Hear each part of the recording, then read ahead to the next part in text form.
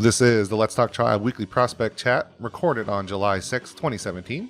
I am your host, Matt Lyons, and joining me as always is Let's Go Tribe lead prospect writer, the main guy. I don't know anybody who follows prospects quite like Brian Heminger, whose name, by the way, I finally pronounced right.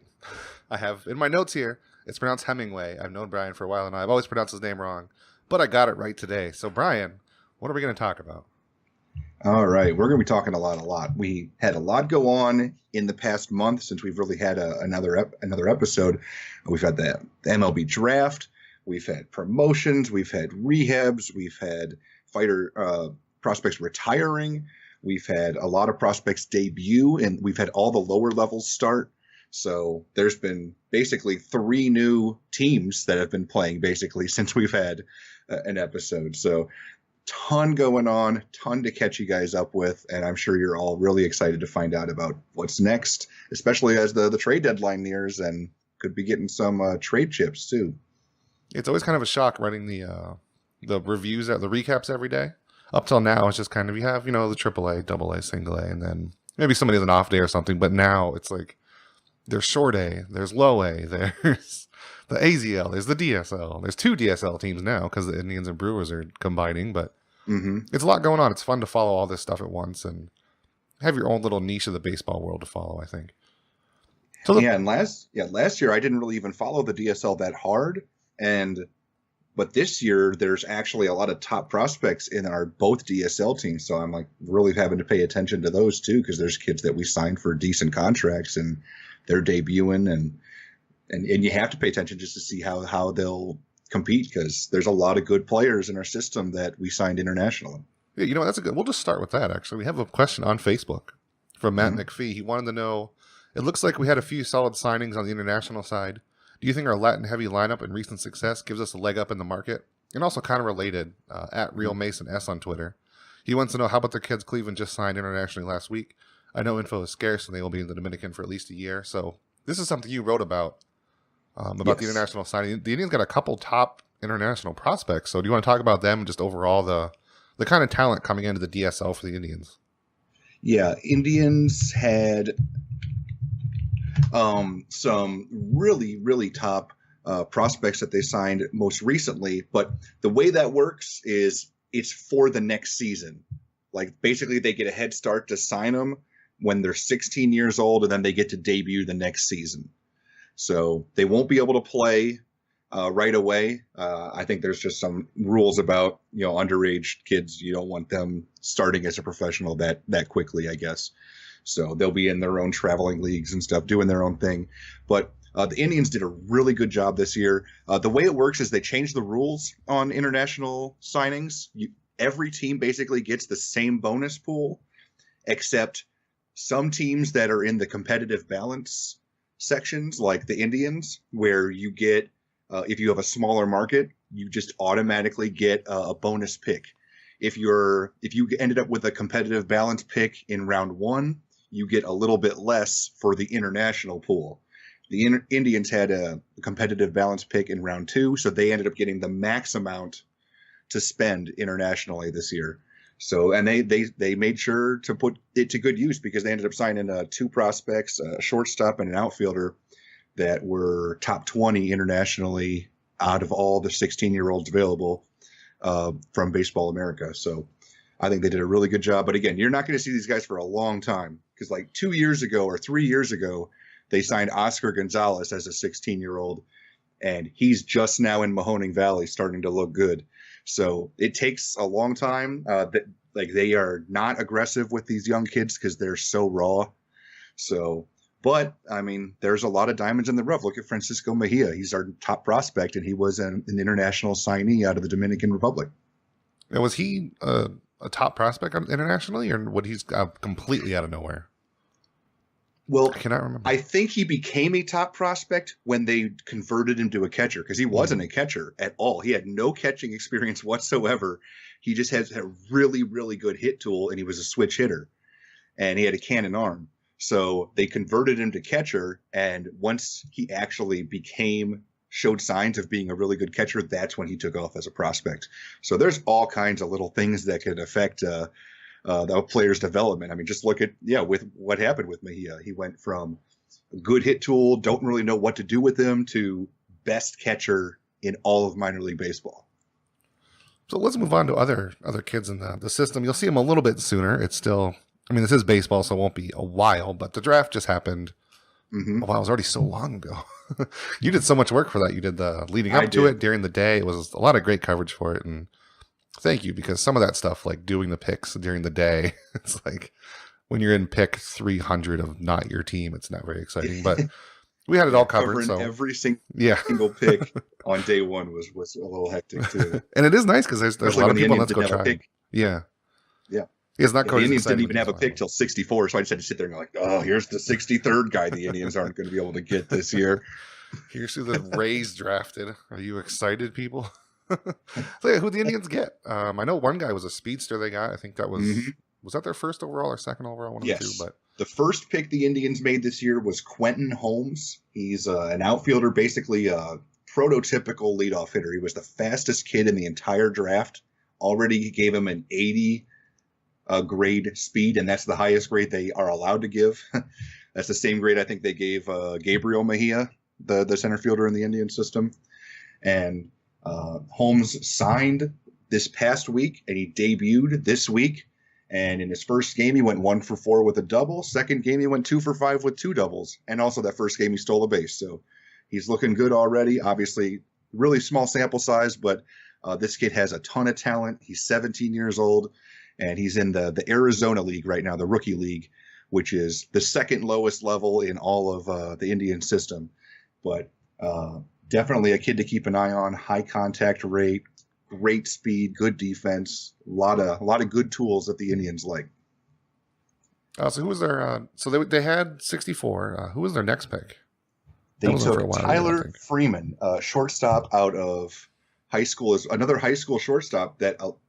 A lot of people didn't think that they were going to sign him because a lot of people thought that maybe he was going to be going to college. But I mean, they signed him for the slot value, and then he debuted this past week, and I think he had a 3-hit game. I mean, he's batting over 500 through like his first 3 games.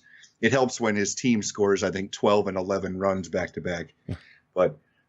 He's looked really sharp. I think Freeman and Holmes definitely are some very talented youngsters. He's also 17 years old. He's a shortstop. So another really good, talented young player to keep an eye on moving forward. The Indians are really loading up on youth. That seemed like the focus with their first few picks. They took Holmes, a 17-year-old like burner. They took Freeman, a 17-year-old shortstop, and then they took in the 3rd round, Jonathan Rodriguez, the youngest player in the entire draft, basically a switch hitting 17-year-old outfielder with a cannon arm that was very projectable. He's 6'3", out of the Carlos Beltran Baseball Academy in Puerto Rico. So those were their first 3 picks, and they were all high schoolers or all 17-year-olds. And then after that, they had a much more focus on college players. Although they did end up picking and signing some more high schoolers in the later rounds, which was surprising. Yeah, and is there anybody else like in those later rounds or anything that sticks out to you as someone who could either kind of just show up later as a big prospect or just an interesting pick that the Indians had?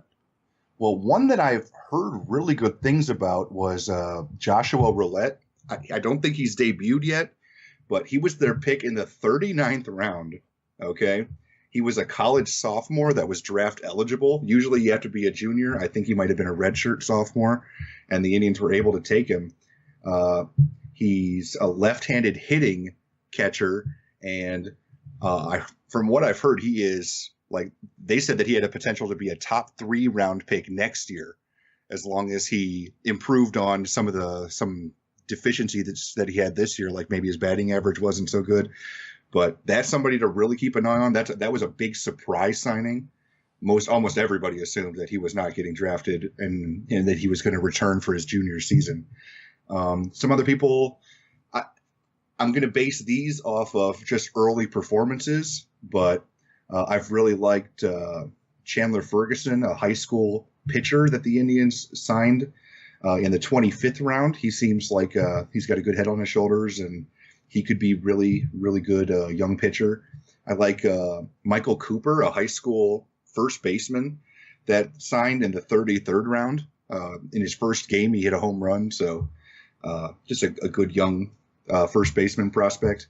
So you always want to kind of see how these high school players do, because the college ones, they can trick you because they're so used to facing really good competition. And if they debut in like the Arizona League, that's like a huge step down for them, and they could put up insane numbers and then fall off as the competition like gets back to what they're used to. So kind of jumping to, I guess, last year's picks. I couldn't find. I was looking for who asked it, but you already sort of answered it on Twitter. Somebody asked if they're worried about Will Benson because he's off to a slow start this year. Are you worried about him at all? Really? I think he's still in the AZL. I don't remember. If he's in Mahoning Valley. Valley. He was in the AZL last year. He hit 6 home runs, showed a really good power, decent patience at the plate, but he struck out a lot, had a pretty low batting average. And this year he's doing pretty much the same thing. He hit a home run the other day, so that was his first one of the year. He's striking out a lot. He's batting a little over 200, but he's showcasing good power. I'm not worried about him whatsoever. I mean, this is a kid that's 18 years old in the Mahoning Valley League, which is short season baseball. There is so much more room for growth with him. And I mean, he's like, 6'6" or something. And just, it's all projection with him. It's all about the coach is working with him, developing him, getting that swing shortened a little bit.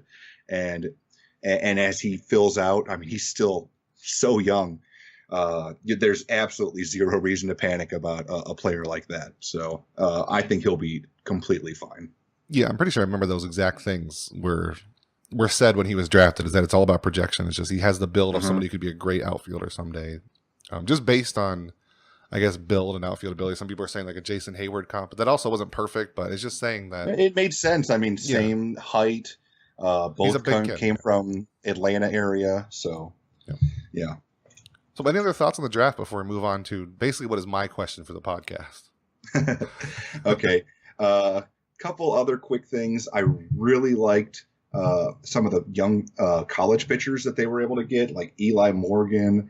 He had the best changeup in the entire draft, and they picked him in the 8th round. He signed. And who else did I really, really like? I think it was Nick Gallagher out of the University of Iowa.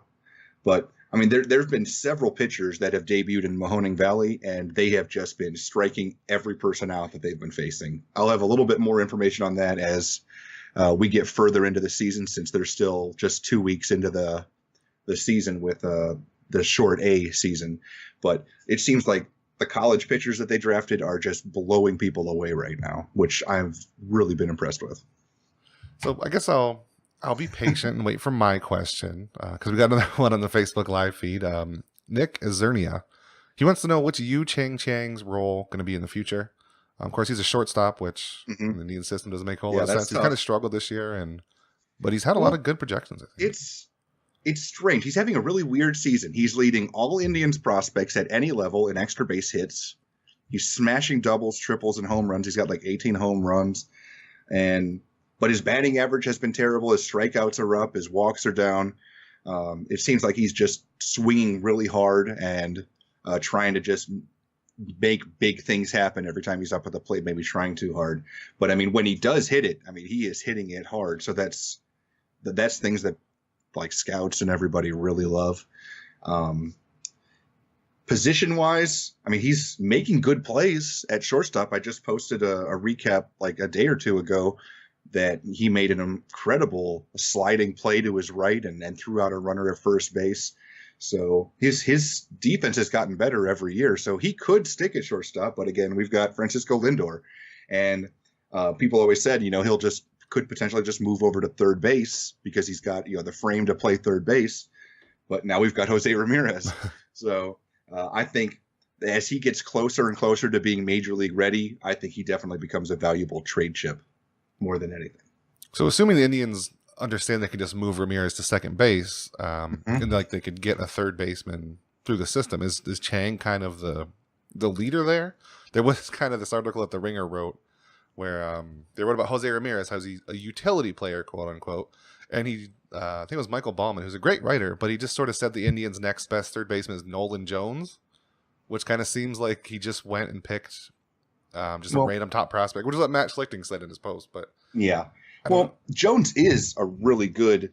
He's our highest rated third base prospect because he was our second round pick last year. He was actually rated higher pre-draft than Will Benson. And Jones has looked great. He hit his first home run of his career earlier this year. He showed even more patience at the plate than Will Benson. He's had batting a little bit higher in the batting order with Mahoning Valley, but really, really far away. I mean, he's, I think, just turned 19. Yeah. So, yeah, he's a really good prospect. He might be our next ranked third baseman, but in terms of people that can play third base, you got to put like Yandy Diaz as the guy that would give more competition to Ching Chang. And having seen Yandy play at third base, I think he does a pretty good job. So if there was ever a time that you wanted to move Ramirez over to second, then it'd probably be for Yandy, not for Ching Chang. Yeah, at least not for a couple of years. Yeah, especially with the experience Yandy has there. Yeah. Yeah, because I think... Yeah, he was the third baseman coming up all the way, right? And then he got shifted to outfield a little bit. Well, Yandy was like, in Cuba, he was like a shortstop and a second baseman. And then now they're trying to play him at third and then the corner outfield positions just to give him some flexibility. Yeah. So just because they want him to play, they want that bat in play, but they just don't really have a great spot for him right now because the positions that he's best at, we have our best player at. Yeah, for sure. Yeah, I guess, you can say that Ramirez is the best player right now. Mm-hmm. So my question, basically for you, Brad, I brought it up as a topic, but, it's my question for you when I saw this. So when I do the recaps, every once in a while, like a player just comes out of nowhere and I realize he's doing super good. And to this today, in fact, it was Mitch Longo. He's in single A. He's an outfielder. He's slashing 392, 418, 608 right now, which is 185 WRC plus, which is insane. He was a 16th round pick last season, or 14th round pick, right? Yeah, 14. So, who is this kid? And is there any reason to really be excited for him? He is 22 in single A, so maybe he's just older than his competition. I don't know, but what do you know about Mitch Longo? Okay, Mitch Longo. He was an outfield prospect drafted. He did well last year as well. He debuted. He went straight to Mahoning Valley. The reason that he has such an insanely high batting average right now is because it's on a bit of a small sample size. He missed a significant amount of the season to begin the year with injuries. And then he debuted, started tearing the cover off the ball, went right back on the disabled list. I think he also had a broken hamate bone. That's what caused him to miss the beginning of the year. Just the same thing that Greg Allen is going through right now. And but Longo, I mean, he's really started to just start blasting the ball. His teammate, Gavin Collins, who was also drafted last year, was recently promoted to Lynchburg. And if Longo keeps this up, he's going to get promoted to Lynchburg too.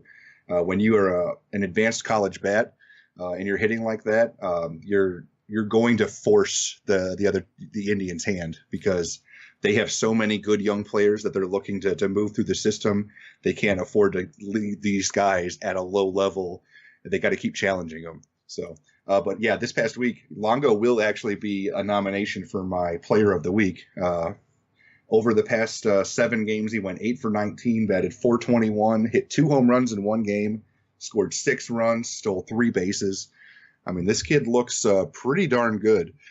He kind of reminds me of how Andrew Kalika had that breakout season last year, and then Kalika has been really struggled with injuries and strikeouts and everything when they aggressively promoted him to Lynchburg this year to start the season. So Longo's kind of having that delayed Kalika takeoff this year. Is a thing now? A Kalika takeoff? Is that a thing? Well, Kalika had one of the best seasons I've ever seen for a player that had just been drafted last year. Yeah, like you said with Longo, it's a small sample size, 14 games. It's just neat to see that he had a hit in everything but 2 of those games, and 6 of those are multi-hit games. That's Jose Ramirez good for the first for a couple weeks. They can't keep his bat out of the lineup at this point. I mean, he is the most electric offensive player for Lake County, and even though he hasn't played a lot for him. Yeah, and I imagine he's going to be part of your player of the week also, but his teammate Manuel Tapia also had 2 home runs last night, so that was neat. 4 home runs between 2 players for the count. Yeah, Tapia now is at 20 home runs on the season. That's leading all Indians players at every level, including the actual Indians. Yeah, and like So, Chang, he has a really low batting average and on base percentage, mhm. so just kind of a Yeah, he doesn't walk a lot. He strikes out a lot, but this guy can hit dingers. I mean, he's leading the Midwest League by 6 right now. That's crazy. Yeah. In home runs.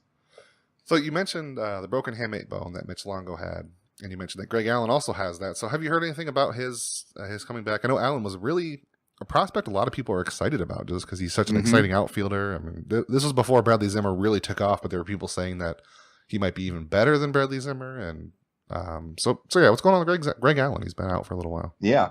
Well, Greg Allen started the season. He was okay, nothing great, but something seemed off about him. He wasn't stealing a lot of bases. He wasn't getting on base at the same rate, leading off for Akron. And then he went on the disabled list with a broken hamate bone. And that's not something that you just like get hit in the hand and your hamate bone breaks.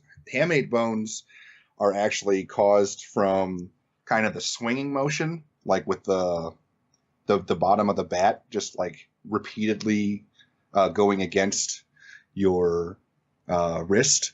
So it's more of a gradual type of injury that just gets caused over time. So that's something that could have been affecting him all season. And then it finally just got to a breaking point and they put him on the disabled list. But he's been gone. He missed all of May, all of June. And then just 2 days ago, he finally played for the AZL Indians in a rehab stint. He went 0 for 2 as the DH. And then they pulled him halfway through the game. And then yesterday he went 0 for 2 with a sacrifice fly, I think. And he actually played center field. And then they pulled him after like 2 or 3 at-bats. So he's not striking out, which is good. He just hitting the ball at people, I guess. But it's good to see him back in action. He probably will be back with Akron within the next week if things go well. That's pretty good. That's a scary injury, the hamate bone, because like I saw when he first injured it. Oh, yeah. Go ahead. I've never even heard of people having that injury, although I think I did hear about, I think it was Giancarlo Stanton or something that had it like a year or 2 ago. But that was when I heard Greg Allen got it. Like it just seemed like now everybody's getting him. Like Longo was coming off of one, somebody else was coming off of one.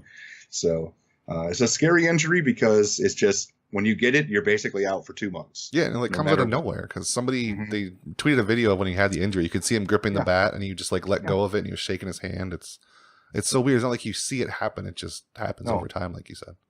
Yeah, it's kind of like a stress fracture type of thing. Yeah. So Brian, you kind of teased it a little bit. So let's preview. Most of the people are probably going to watch this at the top of this post, which is the player of the week. So who do you got? I know you're going to break some of your own rules again this week with pitchers. I know. I normally like to only post pitchers if they have 2 good starts in a week, but that also limits them. I mean, basically, the pitcher had to have a start Friday or Saturday, and then have to start again Wednesday and Thursday the next week for them to get 2 starts, and they both have to be good. But this past week, we had 3 pitchers that only had 1 start, but they were all amazing. Sean Morimando threw his 3rd complete game shutout out of his last 4 starts, which is insane. It's insane. He hadn't thrown a complete game shutout his entire career, and now he's thrown 3 in 4 out of 4 starts. So, I mean, that is incredible to me. 2 of those were complete game shutouts. No, all 3 of them were. Oh, they all 3 were? I thought 2 of them. Wow. Yes. Okay. Yeah, I noticed that you mentioned he just threw his 2nd straight complete game. Yeah. And I was like, no, he had 3 complete game shutouts. No, it gets better. Yeah. So Morimando, absolutely. And somebody even mentioned that should Morimando be consideration for the next spot start? Absolutely. If he's pitching like this, if he's hitting the zone, if he's striking people out, he's not walking people, get him in for a spot start if they need to rest somebody or there's a doubleheader or something. So he absolutely deserves it with the way he's been pitching. He's been by far the best pitcher at AAA since Clevenger left. Yeah, if there's nobody sticking out right now. I mean, they sort of use Merritt once in a while. I think they had somebody else was up. It wasn't just Clevenger. Go up, but he didn't play. Yeah. So there's nobody sticking out. So you might as well just use the guy who's insane right now and let him have a spot start. And then, obviously, Tristan McKenzie. I mean, it's not a shocker that he ever gets nominated at any point because he's always capable of a start like this. But this past week, he went 7 innings, 3 hits, no walks, no runs, 11 strikeouts.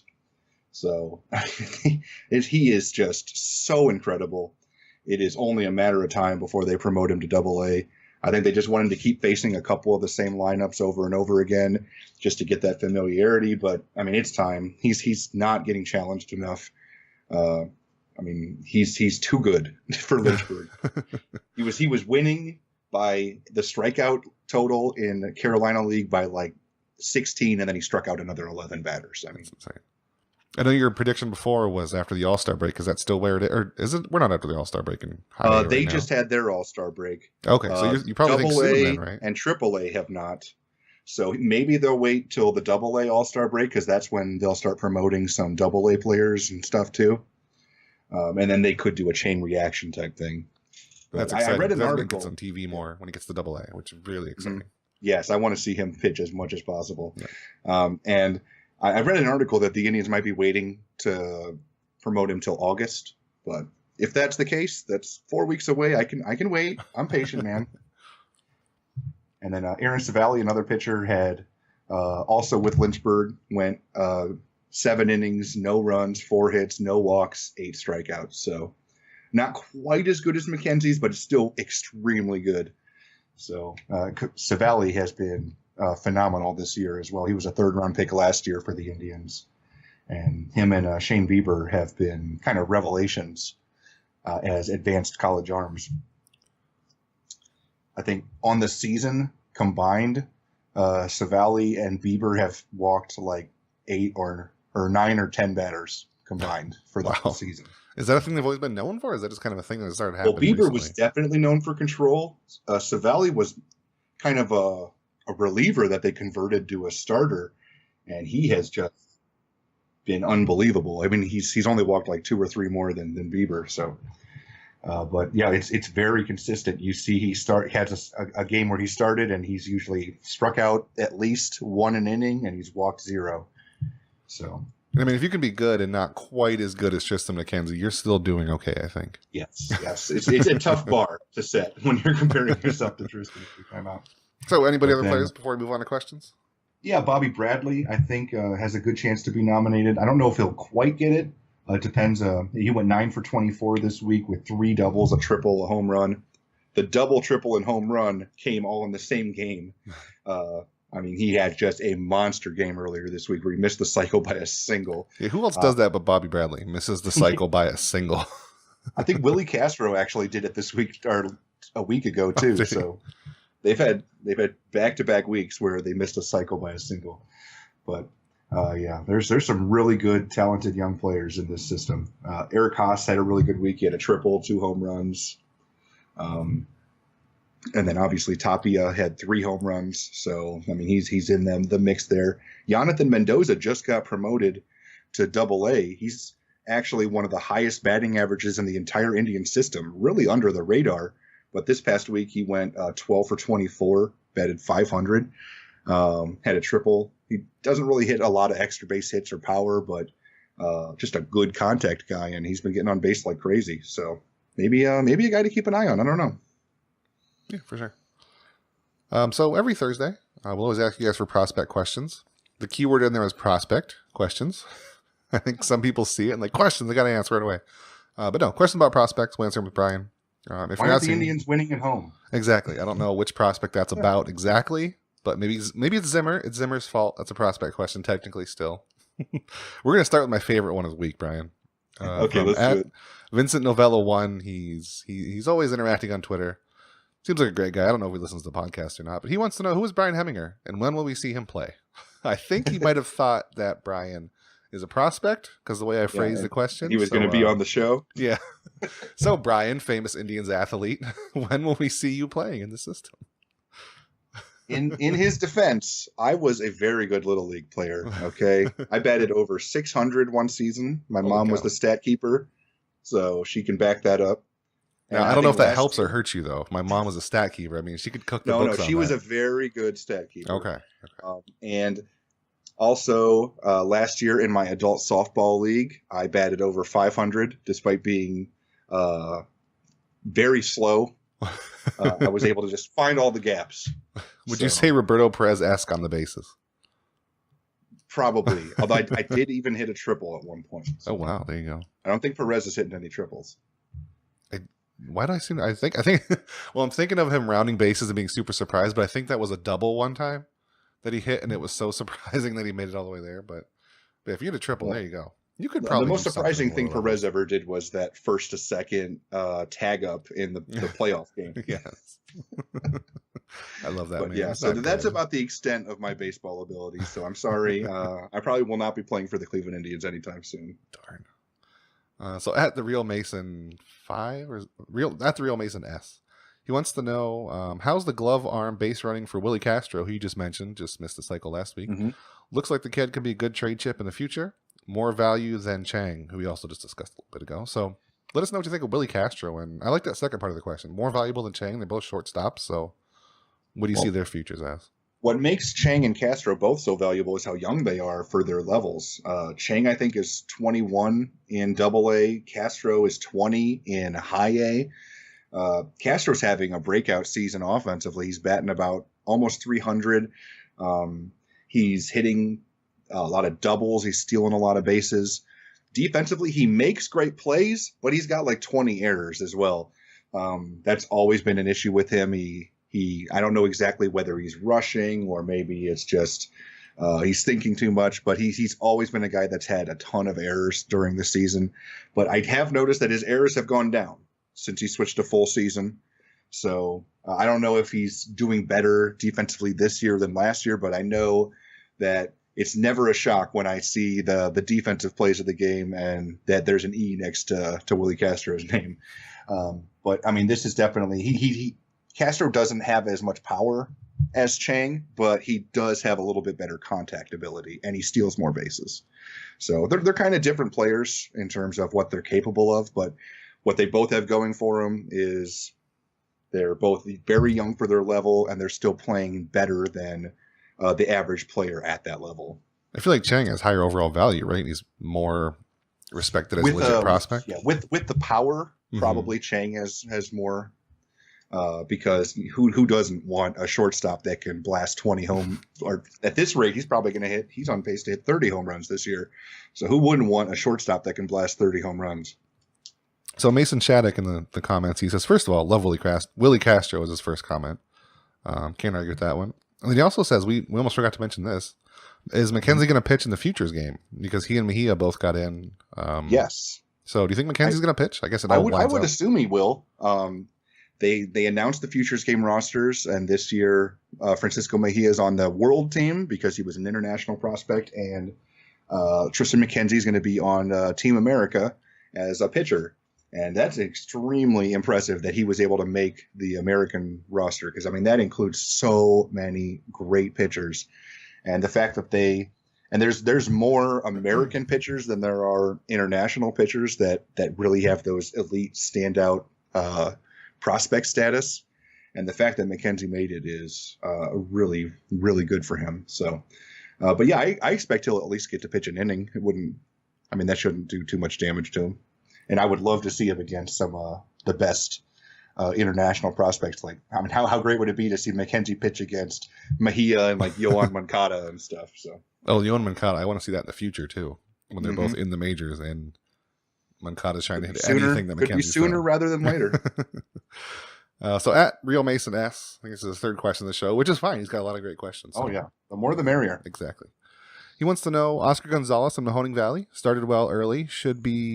Should he garner more serious attention? I believe Gonzalez is one that you've hyped up in the past, and now that he's getting into the U.S. based levels of the system, maybe he is going to start getting more attention. So, do you think he deserves more? It. Yeah, he definitely deserves it. Last year, he batted over 300 in the Arizona Rookie League. He won the MVP of the entire Arizona Rookie League. Led the team in home runs, RBIs, you name it.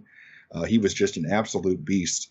And then this year, he's batting like in the 3-hole, playing either left or right field, depending on if Will Benson's in the same game as him.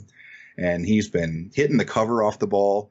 He's hit at least 1 or 2 home runs, and he's batting over 300. He's still striking out at a decent clip, but I mean, he's still making great contact and hitting with power. And he's showcasing he has the best arm of any position player in the Indian system.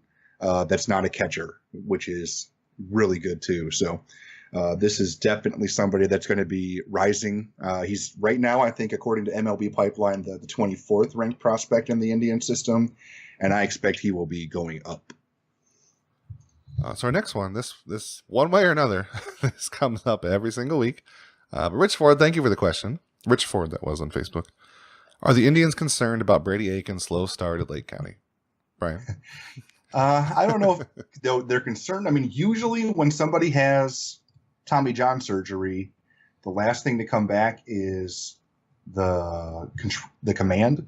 But I mean, Brady's command is really taking a long time. I mean, you look at somebody like Zach Plasek and Grant Hawken, who were getting to pitch this year in Mahoning Valley, coming off of Tommy John surgery, and they've been great. I mean, granted, they're a level below Aiken, but they've been staying in the zone, striking out people, keeping runners off of base. Brady, on the other hand, so far this year in 78 innings, he's walked 58 batters and only struck out 52. And batters are hitting 275 against him. He has a whip of 1.73. So you would think with those numbers, his ERA would be like 7. But somehow his ERA is 4.4, which is like, I need to watch some of these games to see like the Houdini act he pulls when people get on base. I don't know if he's just getting guys to hit into a lot of double plays, if maybe he's just getting lucky because there's a lot of unearned runs. Well, that actually probably is true because there have been 50 runs scored on him, 39 earned. So yeah, there was one game where it was like 8 there unearned was runs. one game where he gave up 10 runs, but only 2 were earned. Yeah. So that's mostly from one game. So but for the most part, somehow he's been able to kind of dance around a lot of the trouble. I mean, he hasn't really had a great start all season. I mean, he had one where he went 6 innings, gave up 2 hits, 1 earned run.